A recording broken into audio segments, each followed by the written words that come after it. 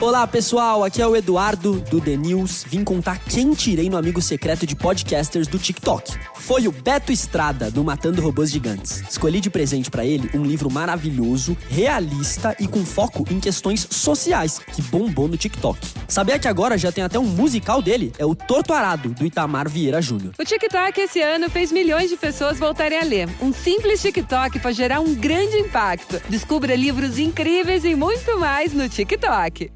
Sair da escola já com uma formação profissional no currículo? Parece bom demais pra ser verdade, né? Pois é. No ensino técnico do Senac, isso é possível. É ensino médio junto com formação técnica, que acontece durante os 3 anos. Lá, eles usam metodologia para projetos, desenvolvendo competências como resolução de problemas, pensamento crítico e colaboração, além de valores éticos e sustentáveis. Quer saber? Senac. Acesse sp.senac.br/ensino médio e saiba mais.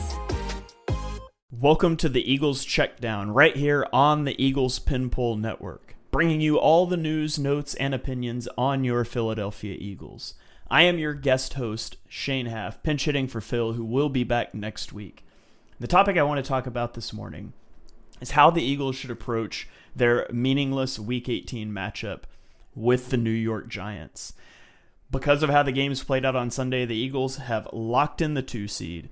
Win, lose, or draw, it does not change. Who they play is out of their control. That comes down to Washington and Green Bay, which we'll probably talk about tomorrow, and maybe who we would like to see in that matchup.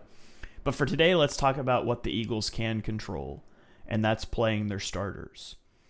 Now let's take the record off the table for a moment for Saquon Barkley. If you strip all of that away, I would like to see Jalen Hurts play football in Week 18. Now, I don't want to see him play a whole game. And if he had played this week, I would be fine with resting everybody. But because he missed 3/4 of the Washington game, this entire game, I don't really want him to miss a Week 18 game against the Giants and then take live playoff reps for the first time in 3 weeks. I think you open up the potential for timing issues, for some rust to creep in a game where you may not have a drive or two to knock that off. And so I would like to see Hurts play. Call it a quarter. Maybe you put him out there for a quarter. Maybe you put him out there for a half. I wouldn't be calling QB runs. I wouldn't be calling read options. I would do my best to limit him being in harm's way. But I would like to see him take some snaps, hand the ball off a few times, throw a few balls downfield, and just generally get back in the rhythm of playing football. Now, the problem is if you're going to play Jalen Hurts, that doesn't happen in a vacuum. You're now playing your entire starting offensive line. And if you're worried about chemistry with receivers, you're also going to play your receivers. And so that really comes down to you're playing your starting offense. But what about Saquon Barkley? Saquon Barkley said that he feels fine, that he doesn't feel run down as this season has gone on. And he's had a heavy workload. I think he had 31 carries in this last game. So do you play Saquon Barkley? You could play Jalen Hurts. You could play your offensive line and your receivers and simply put Kenny Gainwell on the field. But at the point you're playing everyone else, are you really going to hold Saquon Barkley out of a game against his former team with a chance to set an NFL record? Lane Johnson said after the game that at 34 years old, a week off has a lot of benefits. And I certainly respect that. And I want Lane Johnson at his best because we know what happens when Lane Johnson is out. It doesn't go well for this team.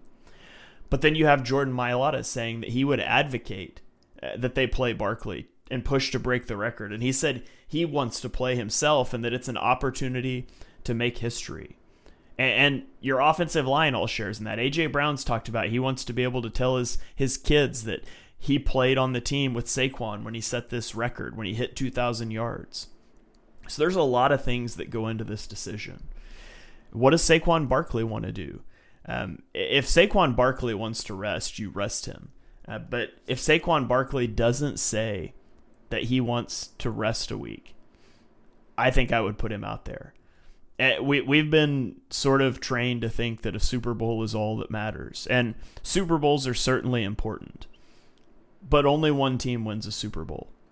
And can anybody tell me who was the AFC Championship game loser 4 years ago?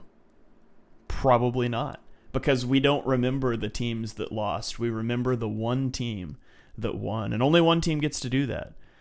But Saquon Barkley is 101 yards away from NFL immortality. 101 yards. Against his former team, the storylines write themselves. Now, I don't want to get Saquon Barkley 30 carries. You don't want to get anybody hurt, but it is a chance at a legacy, something that will be mentioned for years and years to come. If you weren't close to the record, I would advocate for playing Jalen Hurts a quarter, getting the offense out, and maybe giving Saquon the day off. But because Saquon Barkley, especially against his former team, and it's at the link, it's not on the MetLife crappy turf, it's at the link, because he has the chance to set the record, I say go for it. I'm not giving him 20 carries, I'm not giving him 30 carries, but if we can conceivably in the first half go get him the record, I think it's something that's worth chasing. I'm also really glad it's not my call to make, and I'm glad I'm not the guy whose head would be on the chopping block if it goes poorly. So, I don't know. You guys can let me know what you think. You can @ me on Twitter. I think it's going to be a discussion on Twitter all week. How should the Eagles handle their starters going into a meaningless Week 18 game? You guys chime in and let me know what you think. Thank you for subscribing to the Eagles Pinpool Network. 2024 has been an awesome year. Hanging out with you guys, putting out what I'm incredibly proud of, some great content throughout the season, especially launching this thing from scratch earlier this year. To get those of you that are listening and downloading regularly now, we truly appreciate it. Please go rate and review our show wherever you get your podcasts. It really helps us out. You guys have a happy New Year's Eve. Whatever you have planned in celebration, stay safe out there, and we'll catch you guys next year. AKA tomorrow morning. Sorry, terrible dad joke. We'll catch you guys next year when I'll be the first voice in your ears to ring in the new year. 2025, the first episode of the Checkdown. Have a great day, and go Birds.